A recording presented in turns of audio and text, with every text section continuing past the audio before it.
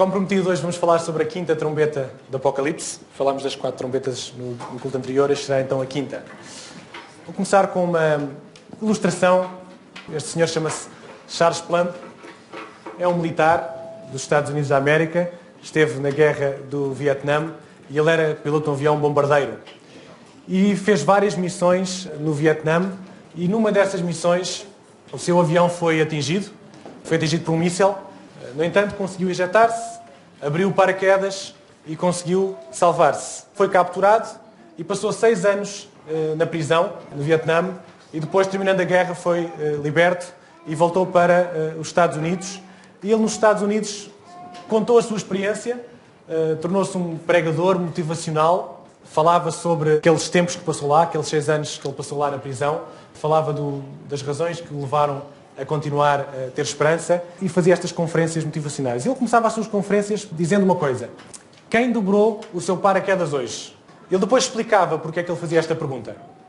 Ele disse que já tinha retornado do Vietnã e uma vez estava a jantar num restaurante com a família e houve um homem que se aproximou dele e disse: você é o capitão Charles Plumb, não é? Sim, sim. Você era piloto de avião, não era? Sim, sim. E o seu avião foi abatido por um míssil. Sim, sim. E saltou de paraquedas e salvou-se, não foi? Foi. Mas como é que você sabe isso tudo? Eu sou marinheiro. Fui eu que dobrei o seu paraquedas. Funcionou, não foi? Claro que funcionou. Se não funcionasse, eu não estaria vivo. Muito obrigado por isso. E ele foi para casa e foi pensar naquilo e naquela noite não conseguiu dormir e ele pensou: eu ali, um oficial orgulhoso que passava no porta-aviões, que não olhava para o marinheiro, que tinha a responsabilidade de dobrar o paraquedas, e se ele não dobrasse o paraquedas bem, eu não estava vivo hoje. E aquilo tocou tanto nele, que realmente ele começou as suas palestras desta forma: quem dobrou o seu paraquedas? Se este marinheiro, que não era respeitado pelo oficial, que era só um que lá estava, não dobrasse o seu paraquedas com todo o cuidado, ele não estaria vivo. E ele agora começa a conferência dizendo: todos os dias nós precisamos de paraquedas. Paraquedas físicos, paraquedas emocionais, paraquedas espirituais. Todos os dias cruzamos com muita gente que são paraquedas na nossa vida. A nossa família muitas vezes é paraquedas na nossa vida sem nós nos apercebermos. E é um pouco esta a lição de vida que ele quer transmitir.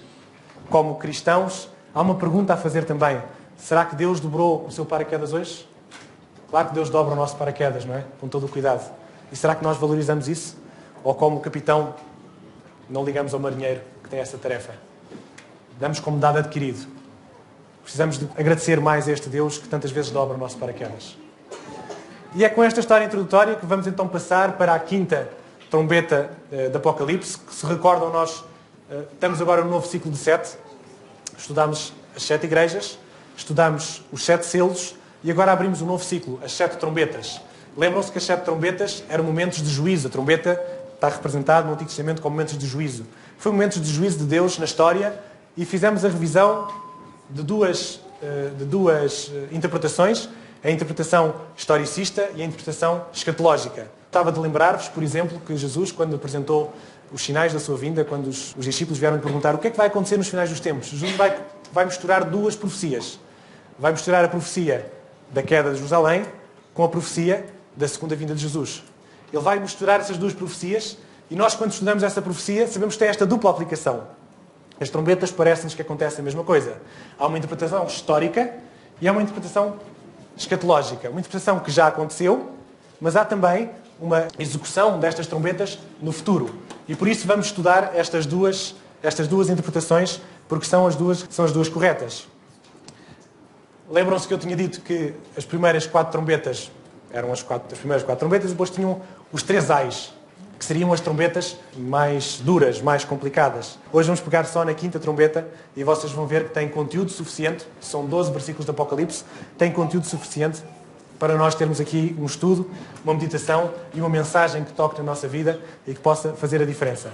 Recordando então a primeira trombeta que estudámos, a queda de Jerusalém, depois a segunda trombeta, já na igreja corrompida, a invasão bárbara das tribos bárbaras e depois o último imperador que é deposto, a segunda trombeta. Uma terceira, quando começa a supremacia papal. E a quarta trombeta, durante a supremacia papal, alguns eventos que aconteceram. Não vamos poder explorar mais isto, porque senão não avançamos. Tínhamos aqui no final a interpretação escatológica. A interpretação escatológica dizia que, antes do fim do tempo da graça, depois do tempo que vivemos hoje, tocaram as 4 trombetas que são exatamente juízos de Deus, ou melhor, que são permissões de Deus para que Satanás atue. E hoje iremos ver a quinta trombeta também, no final do tempo, na sua interpretação escatológica. Recordar o último versículo do capítulo 8. Ai, ai dos que habitam sobre a terra, por causa das outras vozes das trombetas dos 3 anjos que hão de tocar. Aqui para cima está apresentadas 4 trombetas, e no final do capítulo 8 dá-se a introdução para as últimas 3 trombetas, trombetas de sofrimento, trombetas de dor. Como não podia deixar de ser, vamos primeiro pedir ao narrador para nos ler, e com uma animação literal de Apocalipse 9, do versículo 1 ao versículo 12. Capítulo 9. E o 5º anjo tocou a sua trombeta, e vi uma estrela que do céu caiu na terra, e foi-lhe dada a chave do poço do abismo. E abriu o poço do abismo, e subiu o fumo do poço, como o fumo de uma grande fornalha, e com o fumo do poço escureceu-se o sol e o ar. E do fumo vieram gafanhotos sobre a terra, e foi-lhes dado poder como o poder que têm os escorpiões da terra. E foi-lhes dito que não fizessem dano à erva da terra, nem a verdura alguma, nem a árvore alguma, mas somente aos homens que não têm nas suas testas o sinal de Deus. E foi-lhes permitido que não os matassem, mas que por 5 meses os atormentassem. E o seu tormento era semelhante ao tormento do escorpião, quando fere o homem. E naqueles dias os homens buscarão a morte, e não a acharão, e desejarão morrer, e a morte fugirá deles. E o parecer dos gafanhotos era semelhante ao de cavalos aparelhados para a guerra, e sobre as suas cabeças havia umas, como coroas semelhantes ao ouro. E os seus rostos eram como rostos de homens, e tinham cabelos como cabelos de mulheres, e os seus dentes eram como de leões. E tinham couraças como couraças de ferro, e o ruído das suas asas era como o ruído de carros, quando muitos cavalos correm ao combate. E tinham caudas semelhantes às dos escorpiões, e aguilhões nas suas caudas, e o seu poder era para danificar os homens por 5 meses. E tinham sobre si rei, o anjo do abismo. Em hebreu era o seu nome Abaddon, em grego Apolion. Não vai ser fácil hoje. Muitos símbolos, muito complicado. Vamos tentar tornar isto o mais simples possível. É um desafio. Aquilo que nós já sabemos, às vezes não nos entusiasma tanto como aquilo que nós temos para aprender. Portanto, temos aqui algumas coisas para aprender. Posso dizer que não foi nada fácil estudar isto. Andei com a cabeça feita em 8 durante algum tempo, até conseguir encontrar algum rumo. Vamos tentar trazer algum significado para a quinta trombeta, para estes símbolos todos que aqui estamos a ver. O 5º anjo tocou a sua trombeta e viu uma estrela que do céu caiu da terra e foi-lhe dada a chave do poço do abismo. Penso que esta aqui não é muito difícil de compreender. Quando estamos a falar da estrela que caiu do céu, faz-nos lembrar o versículo de Lucas 10, 18, que diz: Eu vi Satanás caindo do céu como um relâmpago. Esta será a estrela que caiu do céu. Já na terceira trombeta, a estrela Absinto tinha caído na água. Recordam-se? Portanto, esta estrela que vai cair do céu e que vai ter a chave do abismo é, sem dúvida, Satanás. Quer numa interpretação historicista, quer numa interpretação escatológica. A chave do abismo. E começamos com a pergunta: o que é o abismo? Esta foi a pergunta que foi para casa e que puderam responder. E as respostas eram: o abismo é a negação de Deus, é a ausência de Deus, é o lugar dos mortos, é um lugar bom e agradável, é uma nação rebelde, é um lugar deserto. Ou seja, o que é que não é o abismo? E destas todas, 100% acertaram, estão de parabéns, conseguiram acertar com êxito na primeira pergunta. Não é um lugar bom e agradável, com certeza. Este abismo não será um lugar bom e agradável, de resto é tudo o resto que ali está. Se vocês forem ver, eu vou poupar-vos a isto, abismo aparece cerca de 46 vezes na Bíblia. Um lugar deserto, um lugar não habitado, um lugar onde estão os mortos. As nações que são contrárias a Deus são nações que vêm do abismo. Portanto, o abismo é a ausência ou a oposição de Deus. E quando falamos do abismo, lembramos logo de Gênesis 2.1. A terra era sem forma e vazia, havia trevas sobre a face do abismo, onde não havia nada. Esta negação de Deus, esta ausência de Deus, é aquilo que é interpretado no abismo. E, portanto, este anjo caiu na terra, no abismo, na zona de ausência de Deus. Portanto, Satanás recebe a autoridade sobre o abismo, sobre os que negam a Deus, sobre os que recusam o Evangelho. Satanás vai receber aqui alguma autoridade para atuar. A interpretação histórica, recordam-se, que tínhamos terminado com uma época da Igreja apostatada, aqui na supremacia papal, e agora vai surgir um novo poder que negava o Evangelho. E um poder que vai disseminar mentiras, vai causar sofrimentos sobre os infiéis. Porquê sobre os infiéis? Porque lembram-se, dizia ali, que os gafanhotos tinham poder para atuar sobre aqueles que não tinham o sinal de Deus. Os que tinham o sinal de Deus seriam poupados. Portanto, este poder que vai surgir agora como castigador daqueles que não tinham o sinal de Deus. Se nós formos ao comentário bíblico adventista, ou se formos ao Will Smith, aliás, ele vai dizer que o Império Romano caiu, os sarracenos e os turcos foram os instrumentos pelos quais uma falsa religião se tornou o flagelo de uma igreja apóstata. Portanto, estamos numa igreja que já está apostatada e agora vai surgir uma falsa religião que vai trazer um flagelo para a igreja apóstata. Esse falso povo já diz ali que são os sarracenos e os turcos. O que é que são sarracenos? Sarracenos, se forem ao dicionário, são os árabes ou muçulmanos. Ou seja, nesta interpretação histórica da quinta trombeta, iremos falar dos muçulmanos, como os muçulmanos entraram na história e o que eles fizeram na história. Falar de muçulmanos é obrigatório falarmos do seu líder espiritual, Maomé. Este é Maomé. Maomé nasceu em Meca, no ano 570. Viveu numa altura em que a Arábia era um abismo civil e religioso. Podemos usar este termo também. Não havia reino em roca. Havia várias tribos, mas não havia um governo central. Havia das práticas mais depravadas satânicas, cultos a Satanás com sacrifícios de crianças, com tudo de horrível que vocês podem imaginar. Foi nesta altura que Maomé surgiu. E estas foram as condições favoráveis então para o nascimento de uma nova ideologia que Maomé vai trazer. Maomé vai trazer uma nova ideologia àquele povo ali da Arábia. Maomé conseguiu unificar os árabes, que eram idólatras, no mesmo conceito, Alá. E Alá, posso-vos dizer, que é o mesmo termo árabe para Elohim. Elohim, o Deus dos judeus. Então temos o Alá, que é então o Deus agora dos árabes. Portanto, até aqui parece que Maomé fez uma coisa boa. Juntou-os sobre um só Deus. Vamos deixar de adorar vários deuses e vamos adorar só um Deus. Vamos chamá-lo Alá. Até aqui parece que está tudo bem. Maomé casou 15 vezes e teve 11 concubinas. Aqui já temos problemas. Eu tenho uma mulher e já fico doido, imagino 15. E mais 11 concubinas.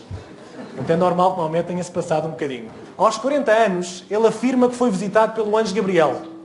Este é o símbolo da visita do anjo Gabriel. E o anjo Gabriel vai-lhe trazer várias mensagens, as quais ele vai escrever e vai criar o Alcorão.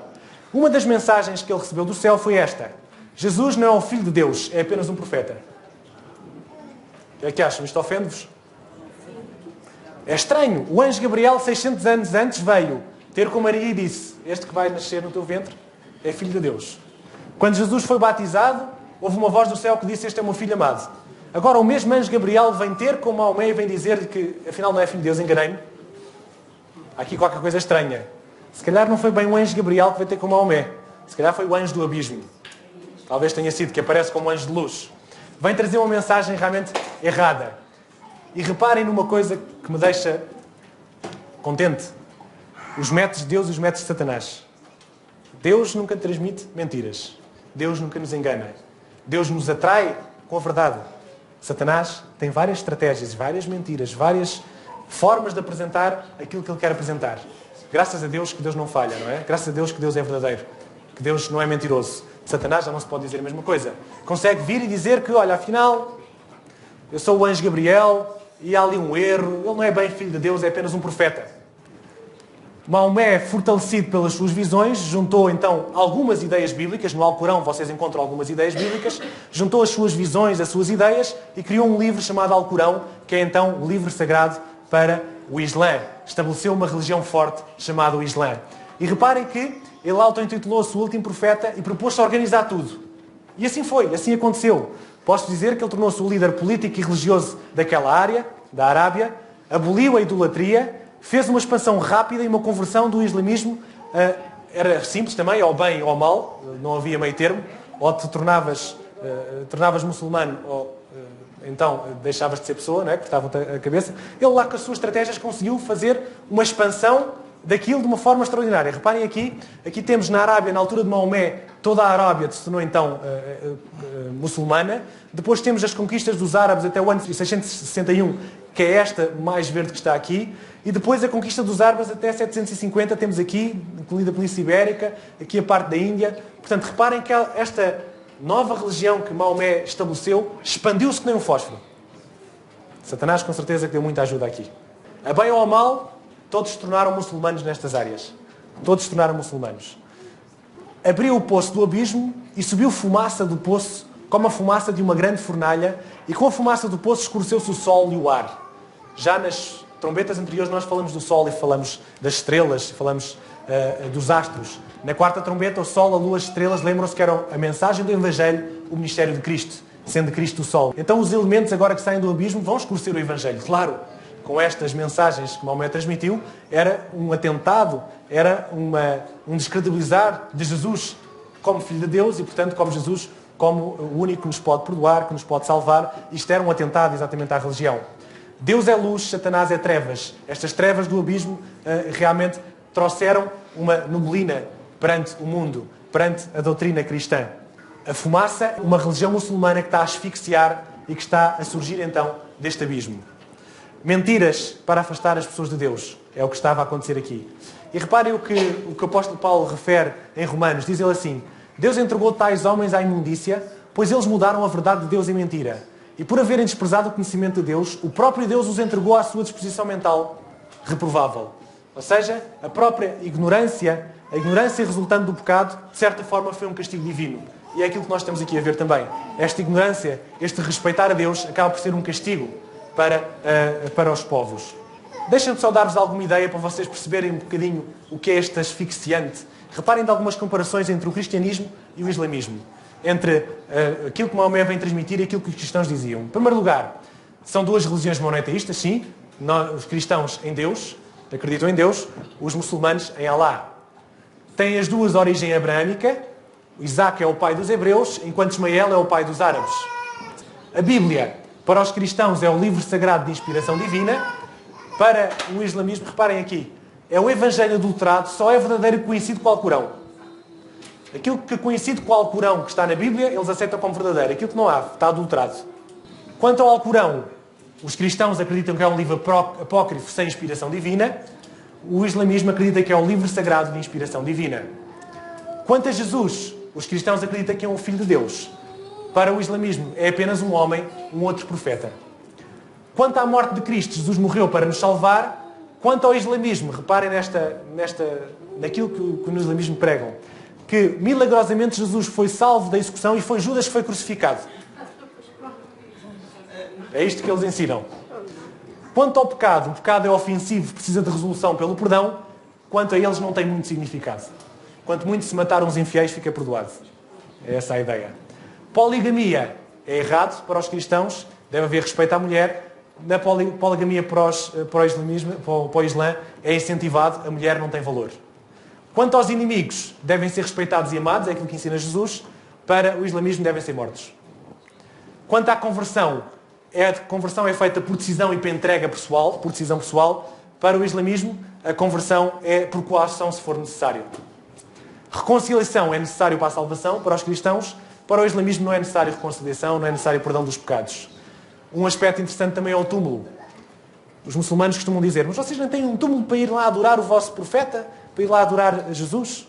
Nós, ao menos, temos um túmulo. E é dever de todo muçulmano ir pelo menos uma vez na vida até Medina, onde está o túmulo do seu profeta, e visitar o túmulo do profeta. É realmente um dever. Mas os cristãos não têm túmulo. E graças a Deus por isso, não é? Não há túmulo porque Jesus ressuscitou, enquanto Maomé ainda está à espera da ressurreição. Esta é a diferença dos túmulos. Vida após a morte é para quem se reconciliou com Deus, para eles é apenas para os muçulmanos fiéis. O paraíso, para nós, é um lugar de vida eterna, de perfeição com Deus. Para eles é um lugar de alegrias inimagináveis, como, por exemplo, muita comida e muitas virgens. Estamos mais ou menos esclarecidos das diferenças? E da fumaça vieram gafanhotos sobre a terra e foi-lhes dado poder como o poder que têm os escorpiões da terra. Agora começamos a complicar com estes símbolos e vamos ter que pôr os nossos neurónios a funcionar para poder captar a mensagem. A pergunta que foi para casa: na interpretação saudicista, o que são gafanhotos? Será que são guerreiros inumeráveis? Será que é uma praga da natureza? Será que são anjos de Deus? Será que são um símbolo de força? Será que são uns bichos castanhos horrorosos com asas e pernas longas? Também são, não é? Castanhos horrorosos e com pernas longas. Mas pronto, o mais certo foi aquilo que todos acertaram: são guerreiros inumeráveis. Podemos ver isso nos textos que vamos ver a seguir. Gafanhotos, lembram-se? A oitava praga do Egito foi sobre gafanhotos que vieram sobre o Egito e que destruíram tudo, comeram tudo. Quando Salomão faz a sua oração de proteção para com o templo, ele fala que o protege dos gafanhotos, das pragas dos gafanhotos. Temos também em Joel Em Joel temos uma interpretação dos gafanhotos quando diz: o que deixou o gafanhoto cortador comeu o gafanhoto migrador, o que deixou o gafanhoto migrador comeu o gafanhoto devorador, o que deixou o devorador comeu o gafanhoto destruidor. Portanto, destruiu tudo, não sobrou nada. Ele falou de vários gafanhotos que vieram. E o que ele estava a falar é exatamente de vários povos que vieram e que massacraram o povo de Israel. Se vemos mais abaixo, vemos: porque veio um povo contra a minha terra, poderoso e inumerável, os seus dentes são dentes de leão, ele tem os queixais de uma leoa. Joel interpreta-nos os gafanhotos exatamente como um povo inumerável que veio destruir e que veio massacrar o povo de Israel. É isto que são então os gafanhotos. Inumeráveis como gafanhotos. E não é só na Bíblia que nós encontramos esta comparação dos árabes aos gafanhotos. Se vocês forem aos livros de história, também vão comparar, vão ver esses árabes atacavam como gafanhotos, como uma nuvem que vinha e destruía realmente tudo. Os exércitos avançavam como inumeráveis gafanhotos e jamais uma religião atingiu um território tão extenso em tão pouco tempo, rápido como uma praga de gafanhotos. Os gafanhotos chegam, comem as verduras, a árvore desaparece, fica só os espetos da árvore, não é? Passam para a próxima, comem, desaparece tudo. E assim é o exemplo de que são os árabes e das suas invasões. A variada literatura compara os árabes a gafanhotos, como vos tinha dito. Poder de escorpião. Jesus disse: eis que vos vou dar poder para pisar serpentes e escorpiões e toda a força do inimigo e nada vos fará dano algum. Jesus compara o poder dos escorpiões ao poder de Satanás. Uma ferroada de escorpião é dolorosa e deixa um veneno mortal. Não é... a mortalidade com uma picada de um escorpião não é muito grande, é de 0,1, mas é muito dolorosa. Este veneno que foi largado é então uma nova doutrina que vai afastar as pessoas de Cristo. E isso sim vai trazê-las à morte eterna, quando afasta as pessoas de Cristo. E foi-lhes dito que não fizessem dano à erva, nem à verdura alguma, nem à árvore alguma, mas somente aos homens que não têm nas suas testas o sinal de Deus. E perguntava: porquê é que os selados não serão atingidos? Porquê é que os gafanhotos não podiam atingir os selados? E as respostas eram: porque já foram arrebatados da terra, porque esconderam-se nas montanhas, porque Deus não autorizou, porque os ímpios reconheceram que eles afinal eram certos, compraram um repelente contra os ataques de gafanhotos.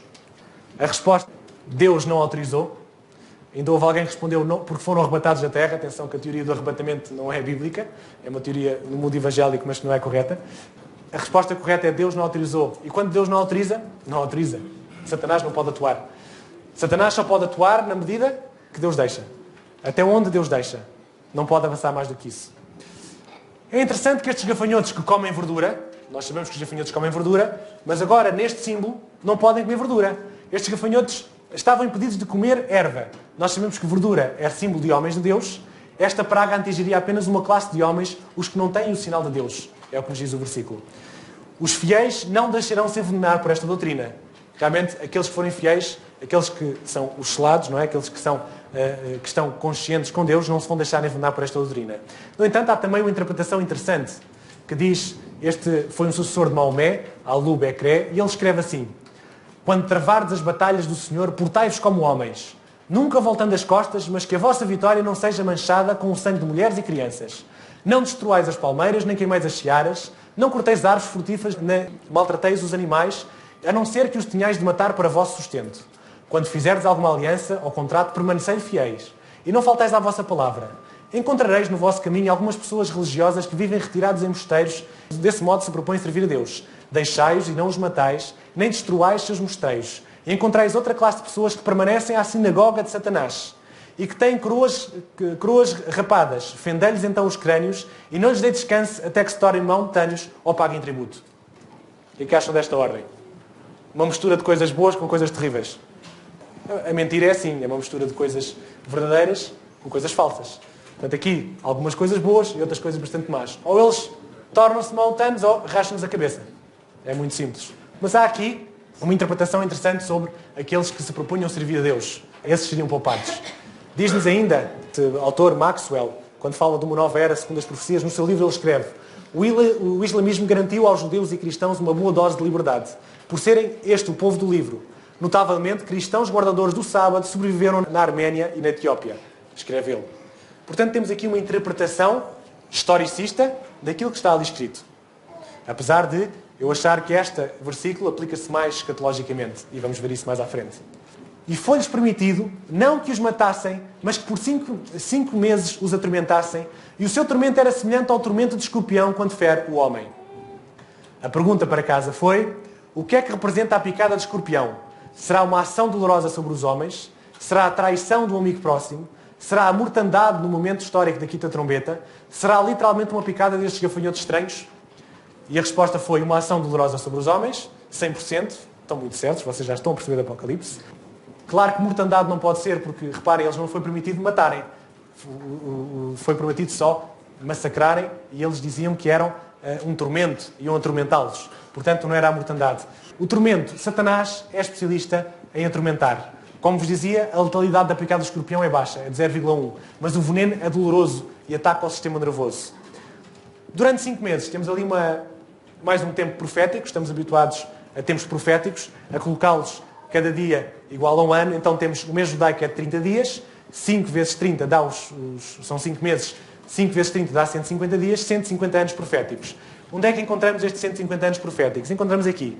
1299, Otnan fundou o Império Otomano e começou então os primeiros ataques a Constantinopla, ou ataques a Roma.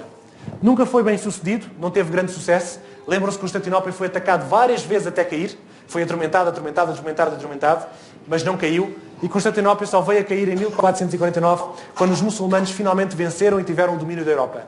Houve uma altura que os muçulmanos conseguiram dominar a Europa. E, portanto, foi este período de 150 anos que foi de tormento, que foi de guerra contra aquele povo, mas que não os venceu. Só em 1499 é que realmente venceram e tiveram o domínio da Europa.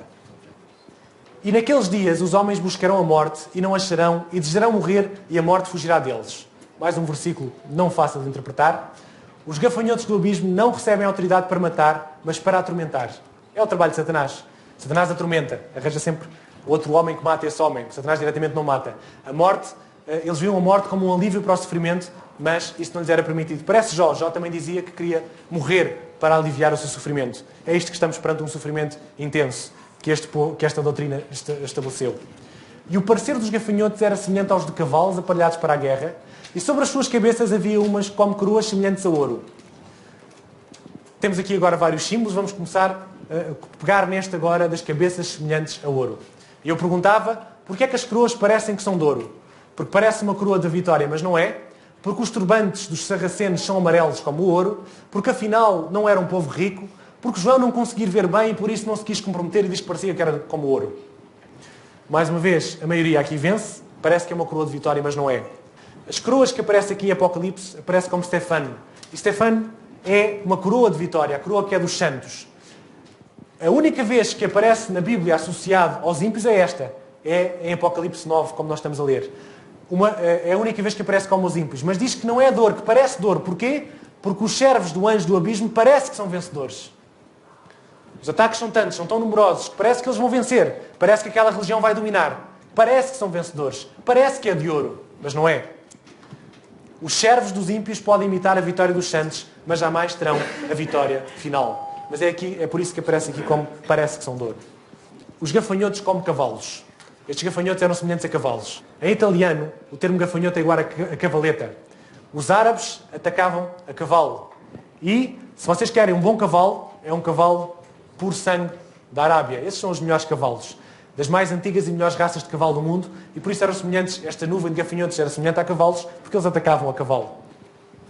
Continuando, os seus rostos eram como rostos de homens. Tinham cabelos como cabelos de mulher. E os seus dentes eram como leões. E tinham coraças como coraças de ferro. E o ruído das suas asas era como ruído de carros, quando muitos cavalos correm ao combate. Vários símbolos agora para interpretar. Em primeiro lugar, na interpretação historicista, porquê a descrição dos gafanhotos com rostos de homens e cabelos de mulher? Tentei ir lá para casa ver o que é que vocês respondiam. Então disseram, os gafanhotos atacam homens e mulheres indiscriminadamente, por isso é que têm esta cara. São sensíveis como as mulheres e fortes como os homens. São um símbolo de homens e mulheres ímpios. Têm a barba e cabelos compridos. Todas estas respostas são um bocado ao lado. Aqui já começamos a complicar e aqui vocês falharam. Na interpretação historicista, a verdadeira é que têm barba e cabelos compridos. Reparem. Reparem nos vários símbolos. Rosto de homem, cabelos de mulher, dentes de leão, coraças de ferro. Vejam agora. Rosto de homem. O que é que o rosto de homem tem? Barba. O cabelos de mulher, o que é que são? Cabelos compridos. Dentes de leão, ferocidade.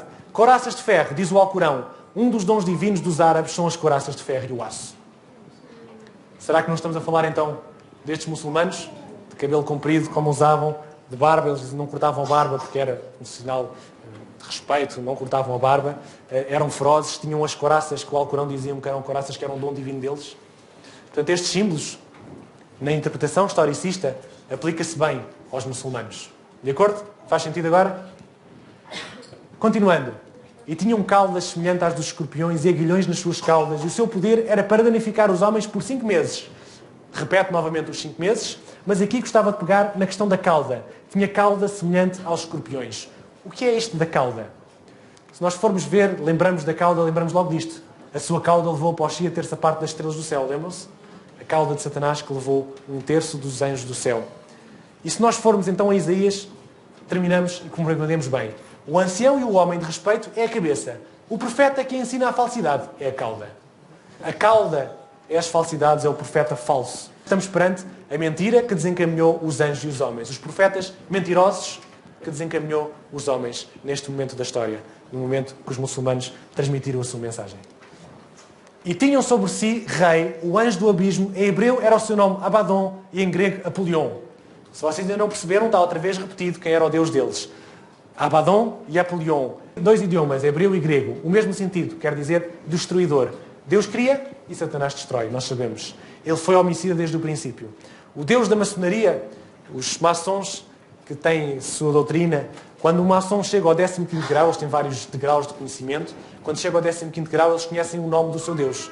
E o nome do Deus do maçom, se houver aqui alguém maçom pode confirmar isto, é o Abaddon. É o Deus de maçonaria. No 15º grau eles tomam conhecimento disto. Passados é um ai, eis que depois disso vem ainda 2 ais. As últimas 3 trombetas são os 3 últimos ais. Ais, muito sofrimento. Está aqui uma águia, porque há versões na Bíblia que diz que foi um anjo, outras que dizem que foi uma águia. Não sei qual é a vossa versão. Que vem e diz esta mensagem. A arma do anjo do abismo é o sofrimento, é a tortura. Ainda faltam mais 2 ais, a 6ª e a 7ª trombeta, que não vamos falar deles agora, ficamos pela 5ª. Porque ainda nos falta vermos a parte escatológica. Como é que se interpreta esta profecia, esta 5ª trombeta, no futuro? Porque ela tem uma aplicação no futuro. E vamos perceber como ela se interpreta. Temos então aqui a 5ª trombeta de uma forma histórica, aparece aqui, entre 1299 e 1449, que foi aquele momento dos 150 anos em que os muçulmanos torturaram, massacraram, chatearam o mundo com as suas doutrinas. E temos também aqui agora, no fim do tempo da graça, a 5ª trombeta a aparecer, antes do fim do tempo da graça e no futuro. Vamos ver como isto se interpreta. E como eu vos dizia, exatamente como a profecia de Jesus, em que ele apresenta, em que ele mistura os acontecimentos da queda de Jerusalém com a sua vinda, ele mistura vários acontecimentos, e vocês leem aquilo e percebem que há versículos que falam, adaptam-se mais à queda de Jerusalém, há versículos que se enquadram mais na sua segunda vinda, também nestes versículos que nós lemos, há versículos que se enquadram mais para uma compreensão escatológica das trombetas. Vamos a ela então. Em primeiro lugar, na interpretação escatológica, porquê é que Satanás recebe a chave do abismo? Foi a pergunta para casa. Para fazer reviver a besta, para se preparar para a batalha, para que seja demonstradas as suas intenções, todas estão corretas. Vocês já começaram a falhar na outra pergunta, aqui voltaram a falhar, portanto, todas estas estão corretas. Tudo isto está correto, 36% disse que sim. Vamos ver exatamente o que é que acontece então de uma forma escatológica. Reparem, Satanás e a chave do abismo. Satanás recebe autorização para atuar nos finais dos tempos. Vai receber uma autorização para atuar de uma forma mais evidente. Para quê? Para que possa ser demonstrado perante o universo as suas intenções. Reparem nesta figura. Lembram-se quando o povo de Israel estava perante o Monte Sinai e Deus se manifestou. Deus trouxe a sua lei. Reparem o que é que acontecia. Todo o Monte Sinai fumegava porque o Senhor descera sobre ele em fogo. E em sua fumaça subiu como fumaça de uma fornalha. E todo o monte tremia grandemente. Já leram isto? Acabámos de ler isto em Apocalipse. Parecia uma fornalha, o fogo saía da fornalha. O que é que nós estamos aqui a ver? Nós estamos a ver Satanás a contrafazer uma vinda de Cristo. Satanás a vir como vem Cristo. E deixe-me dizer que não vai haver papéis de jornal quando Cristo vier. Isso não vai acontecer. Não vai haver. Quando virem no jornal a dizer que Cristo apareceu, é mentira. Mas estamos perante Satanás a personificar Cristo, a personificar a vinda de Cristo. É isto que trata esta 5ª trombeta numa formação escatológica. E veja o que Ellen White disse. Aproxima-se o tempo da angústia. Como ato culminante no grande drama do engano, o próprio Satanás vai personificar Cristo. É o que se passa nesta 5ª trombeta. Antes do fim do tempo da graça, temos a sacudidura, a chuva serôdia, temos o alto clamor, temos Satanás, que personifica Cristo, e depois temos o selo de Deus e a marca da besta. Antes de terminar o fim do tempo da graça, Satanás vai ter autorização para atuar de uma forma mais evidente. E ele vai atuar e vai personificar Cristo. Explica-nos Ellen White, explica-nos a profecia interpretada escatologicamente. E outra coisa que ele vai fazer. A besta que viste foi e já não era, e que há de subir do abismo e irá à perdição, e os que habitam da terra, cujos nomes não estão escritos no livro da vida desde a fundação do mundo, se admirarão vendo a besta que era e já não era, mas que virá. Vou explicar isto. Este estudo vai ser em Apocalipse 17. Portanto, estamos em Apocalipse 9, já estamos com 12 sessões, portanto, Apocalipse 17 deve ser para aí na 20ª sessão do Apocalipse desencriptado. É que vamos estudar isto. Mas deixa-me dar-vos já um lamiré. De onde é que sai a besta? Sai exatamente do abismo. Ou seja, Satanás vai buscar os seus poderes demoníacos e vai fazer levantar a besta. Rapidamente, lembram-se o que é a besta? Poder romano. Imaginem comigo. E agora vamos só imaginar. Não vou dizer que é verdade, que não é verdade. Imaginem comigo. Imaginem que aparecia agora aqui o Papa João Paulo II. O Papa amado por tantos. E aparecia, o que é que acham que o mundo ia achar? Este homem é para ouvir, não é? Estava morto e reviveu. Será que se adapta a isto? Fez reviver a besta do abismo? Eu sei que o nome besta ou Papa é difícil, é tão bonzinho. Mas é só para vocês perceberem. Se isto acontecer, se isto vier a acontecer, não sei se vai acontecer se não, mas imaginem o que era se os homens não vão dar autoridade a esta besta para atuar. Porque o que nós sabemos no versículo à frente é que e os 10 chifres que viste são 10 reis que ainda não receberam o reino, mas receberão poder como reis por uma hora juntamente com a besta. Eles vão receber poder juntamente com a besta. Eles vão se juntar à besta. É um estudo para Apocalipse 19 para daqui a 10 sessões, está bem? Vamos esperar um bocadinho, havemos de lá chegar. Gafanhotos estranhos. Lembram-se do que é que havia em Números? Então o Senhor mandou entre o povo serpentes ardentes que picaram o povo e morreu muita gente em Israel. Apocalipse interpreta-se no Antigo Testamento. Havia serpentes, havia escorpiões, que te guiou por aqueles grandes e terrível deserto de serpentes ardentes, de escorpiões e de terra seca, em que não havia água e tirou água de uma rocha de pedreneira. Ou seja, estes gafanhotos estranhos, estes animais repulsivos, são símbolos de Satanás e de sua ação. Como será quando milhões de anjos tiverem autorização para atuar? Já pensaram? Se vocês acham que estes símbolos dos gafanhotos com estas coisas estranhas vos atormenta, então pensem no futuro, quando Satanás tiver ordem para atuar, quando libertar os gafanhotos do poço do abismo e eles puderem atuar livremente. Não deve ser uma coisa bonita de ver. Se calhar aquela descrição é muito pobre para descrever isso. O que há mais para dizer aqui? Atormentar e não matar. Recordam-se? Antigo Testamento. E o Espírito do Senhor se retirou de Saúl e atormentava um espírito mau. A obra dos demónios é atormentar as pessoas. É isto que Satanás vai fazer no final dos tempos. Vai atormentá-los. Porque é que Satanás podia fazer dano aos que não têm o sinal de Deus, mas não os podia matar? Às vezes nós temos medo das coisas que vão acontecer no futuro. Não devem ser coisas simpáticas. Mas há uma profecia que diz, lados, não vão sofrer. Os outros é que vão sofrer. E porquê é que Satanás vai atormentar aqueles que não têm o sinal de Deus? Por uma razão muito simples. Porque ainda não terminou o tempo da graça e ainda podem escolher Deus ao Satanás. E por isso Satanás vai os atormentar. Satanás, naquele momento final, em que vai demonstrar o seu poder, vai atormentar os homens. Porque ainda não está decidido. Proteção para os selados. Terminando este culto, gostava de lembrar disto. Santificai os meus sábados e servirão de sinal entre mim e vós. Guardarão o sábado com sede perpétuo e sinal para sempre. Os selados não serão atingidos. Vale a pena estar perto de Deus. Quando olharem para a quinta trombeta e verem todas estas desgraças que vão acontecer, lembrem-se do versículo que lá diz, os selados não serão atingidos. Os selados serão protegidos por Deus. Vamos às perguntas? Sei que vocês gostam deste momento também. A quinta trombeta. O que é que se lembram de palavras-chave da quinta trombeta? Abismo. Chave. Gafanhotos. E os gafanhotos tinham coisas estranhas. Que coisas é que tinham?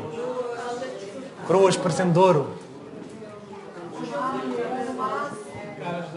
Caras de homem. Cabelo comprido. Acho que acertaram em tudo. Só falta este, coraças de ferro. O que é que foi afetado na quinta trombeta? Por ser o sol e o lar, portanto, o ministério de Cristo foi afetado, e o tormento aos homens que não tinham o sinal de Deus por 150 anos.